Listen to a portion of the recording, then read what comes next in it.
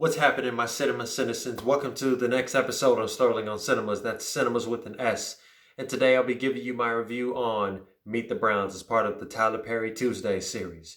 If you are new to this playlist, don't forget to like, share, and subscribe. Leave a comment on the section below and click that bell to keep up with all things Sterling on Cinemas. And if you're on Instagram, don't forget to follow me. If you happen to stumble upon this page, share it on your story with your friends and family. Like and leave a comment on whatever you have to say about the film.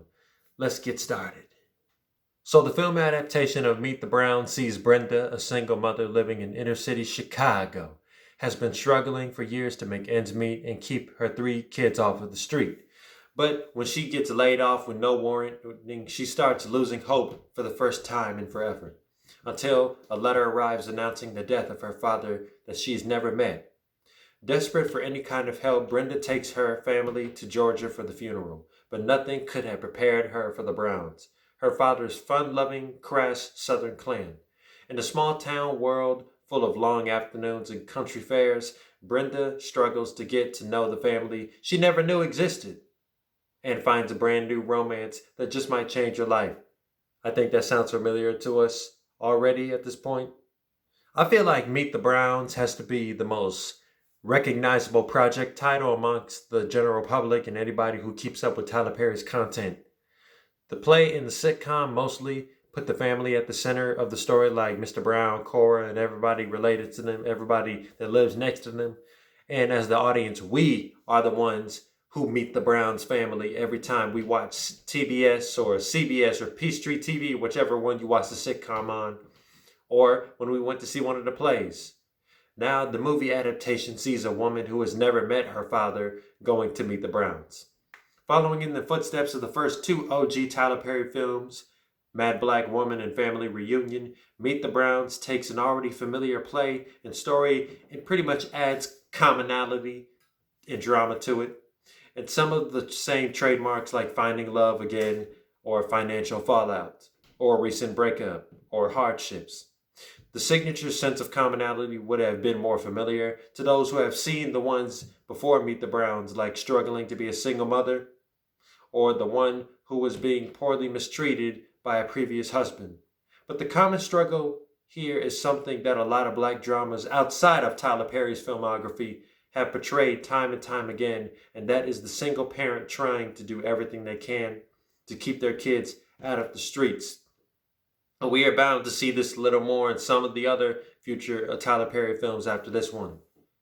But this might not be the main struggle in Meet the Browns, but it is one of the struggles. The moral to the story is mostly about having hope in your circumstances and people and yourself, and most importantly, God. Because see, Brenda was a woman who was always about praying, no matter what, always about living right, and doing and fighting through it all, even when she was going through it alone, when it was never meant to be alone, when raising kids is not a one-person job. It's something that you should have a partner with, and that partner has left her. But seeing how she has gone through and it has gotten her to Georgia, and she's met all these nice people, this side of her family that she's never known, and then going back, and she's kind of thinking about readjusting to that environment, but then, drama comes back, baby daddy drama comes back, and then he gives her false hope, and the son thinks about making his own hustle. You know what that means, and that's exactly what she fears. Just like the main female characters in Mad Black Woman and Family Reunion, Brenda Brown is somebody who is hardened by something or someone. She was not kicked out of her own house or had a tragic past, but she is a single mother who was having trouble making ends meet thanks to her husband who was never there to stay. This is a very personal walk for Brenda, and Tyler Perry demands that the audience walks with her through all the hardships and tribulations. Although Madea was featured in the movie, she was not playing the role of the advocate and savior like she did in Mad Black Woman and Madea's Family Reunion, Grit Ball, but she never had anybody to turn to thrust her through the walls of life. However, the opportunity presented itself when she received an invitation to go to her dad's funeral and meet the Browns.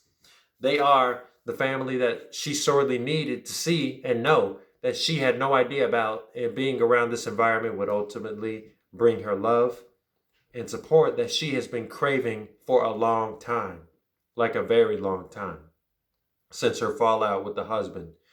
It would also be when we get introduced to the two recurring Tyler Perry characters who are related to Medea. That's Mr. Brown and Kobe Bryant. Excuse me, Cora Brown.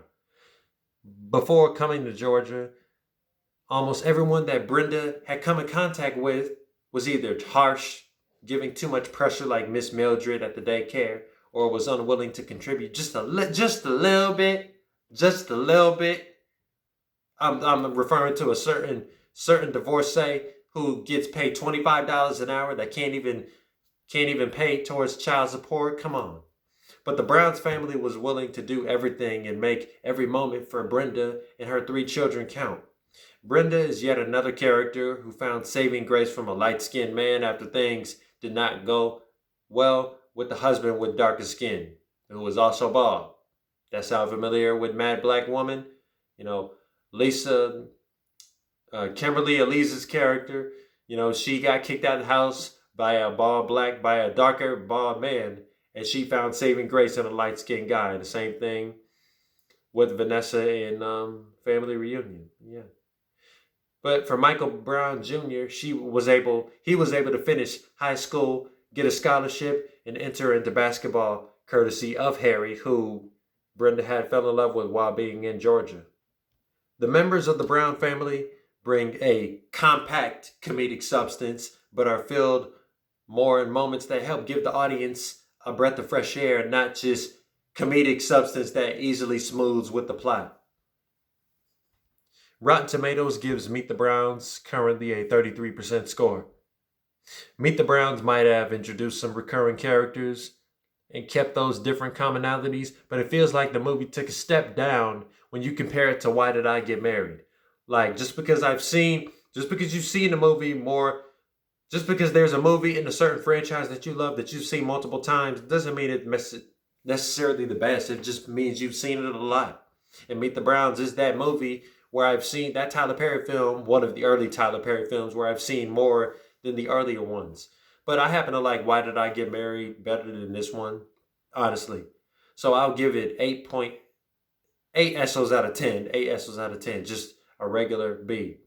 So that is my review on Meet the Browns.